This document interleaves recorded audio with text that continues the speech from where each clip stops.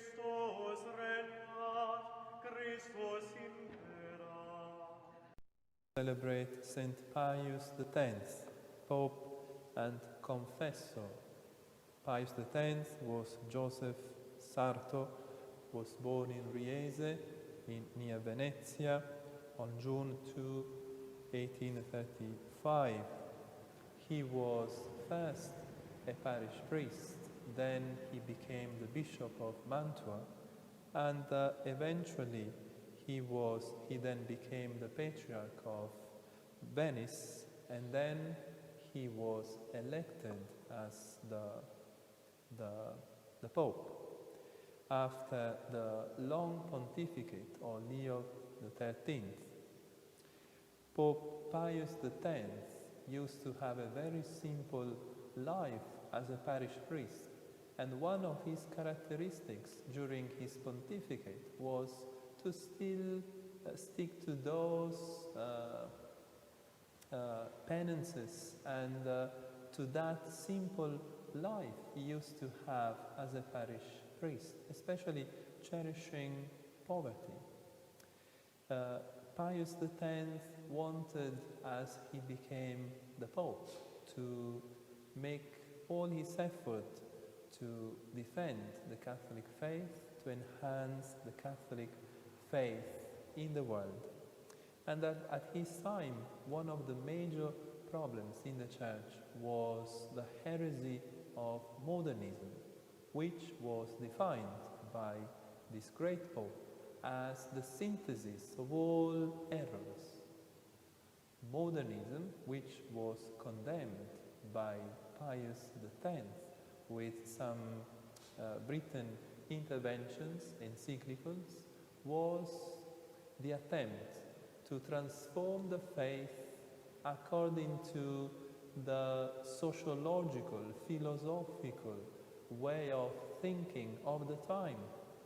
In other words, we can define modernism as a way to water down the faith by saying that the dogmas of the faith can be interpreted in the light of today's, the present situation, the present philosophy, or even if we want, we can also say that modernism is the way to understand the dogma of faith as something to be applied to today's context, which is fine, but to the point of reading the dogma with the eyes of today's context, to the point then of making the dogma change according to the needs of today's context. So in this way, modernism was the attempt to make the faith change, to be adapted, but in the sense of being changed according to the mentality of the current mentality. And you understand, if you look at the faith as something to be seen in the light of the present situation, we actually condemn the faith to change today, tomorrow, and the faith is nothing else but just what we wish to believe. Is this not the situation in which we also find ourselves nowadays as an effect of this long modernism, though we have come to a situation which can easily be defined as post-modernism, after the modernism, we have also come to a point where people easily say, this is something that I don't like to believe.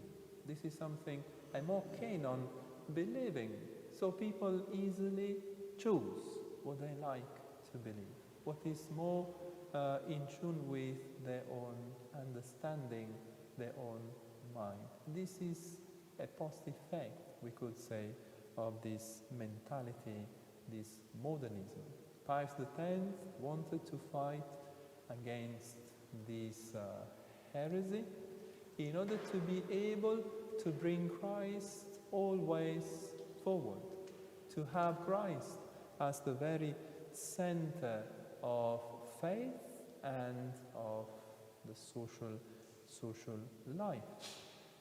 Another important pastoral reform of Pius X was to let children receive Holy Communion as soon as they were able to, even to the age of 6, because Pius X said, as soon as they are able to distinguish a simple piece of bread from the body of Christ, they are ready to receive Holy Communion. And we have to do our best to give Jesus to the children as soon as possible, in order to not only to sanctify these children, but also to make reparation against the Holy Eucharist, because an angelic reception of the most holy sacrament by children can repair many things, many sins against the precious body and blood of Christ. Also, in the realm of liturgy, Pius X distinguished himself in making some reforms. It is popular, his saying, the congregation has to sing. Let the congregation sing.